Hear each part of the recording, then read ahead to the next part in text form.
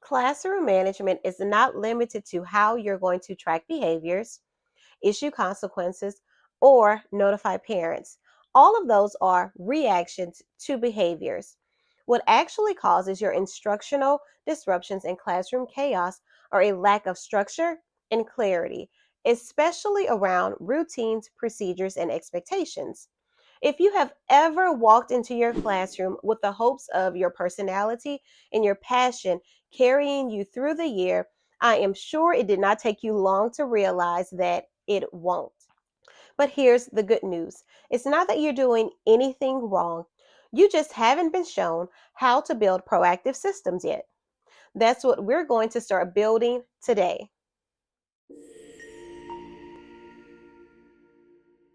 Here are common signs that you are stuck in reaction mode. You keep repeating yourself. You are mentally exhausted before the day ends. And your energy is focused on controlling kids instead of coaching them. Let's break this down into three proactive moves that you can make at any point during the school year, whether it is on day one or in week 10.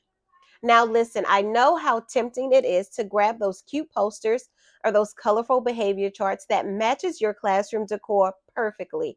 You know that we all love a wonderfully put together color scheme. And while there's nothing wrong with wanting your space to look amazing on day one, here's the truth.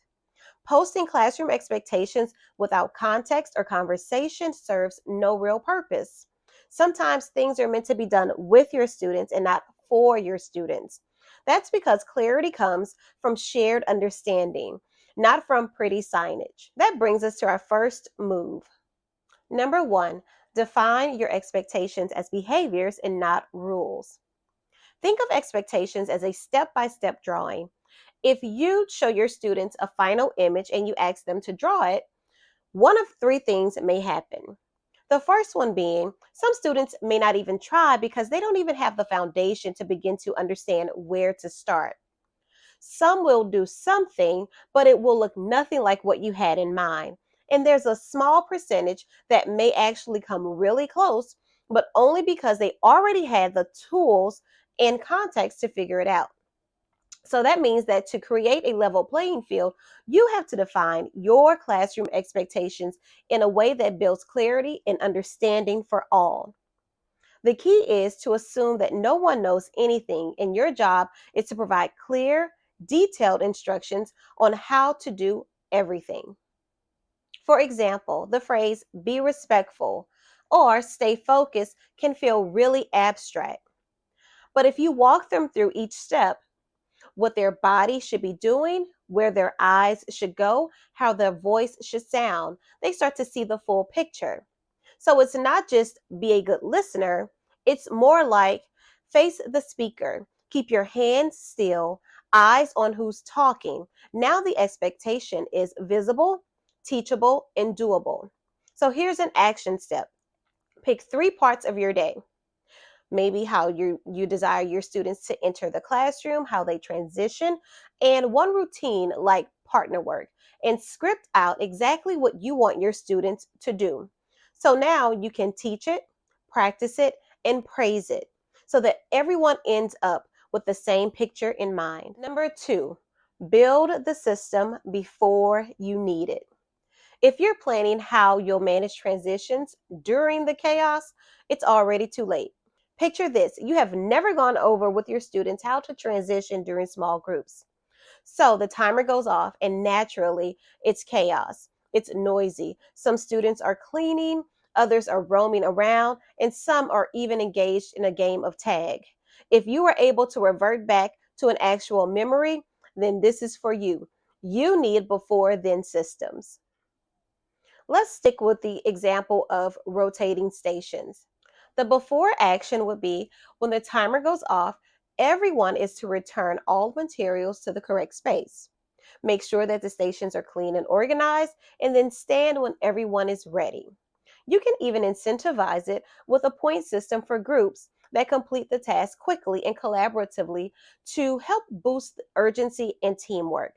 Your then action would be on cue, students are to begin rotating to their next station. Implement this exactly the same way every time. No guesswork equals fewer struggles.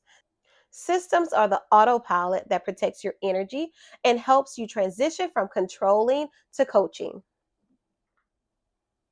Number three, narrate the positive and let the system do the work. What is our universal response to a chaotic classroom? Let's say it together on the count of three. I'll wait. How many times have you weighted yourself right into frustration and you feel yourself about to elevate your voice to match their energy? Now you find yourself in a power struggle. Instead of correcting five students, narrate three that are doing the right thing. I see Jaden's hands are folded, eyes are on me, and he's waiting. I see how Mason has his materials out and he's ready to begin. Wow, Casey not only pushed her chair in before lining up, but I noticed that she took the time to push in two more along the way. That's reinforcement with expectation wrapped into one. So instead of constantly focusing on negative behaviors that unfortunately get a lot of our attention, we are now reinforcing the behaviors that we have taught and that we desire to see more of. And it also gives us an opportunity to spotlight those students that are often overlooked when we focus so much attention on negative behaviors. So stop being the noise and let your system do the work. Here's what I wish someone told me earlier in my career. You're not battling for control, you are navigating a lack of clarity. When students aren't clear or don't understand what you expect of them, they start to push boundaries. But when your classroom runs on systems instead of stress, you don't have to micromanage. You are able to lead. Classroom management is less about control and more about building confidence through clarity. You don't need to be strict to be respected. You need to be clear and consistent. If any of this resonates with you, hit the like button and subscribe to the channel. Thanks for watching.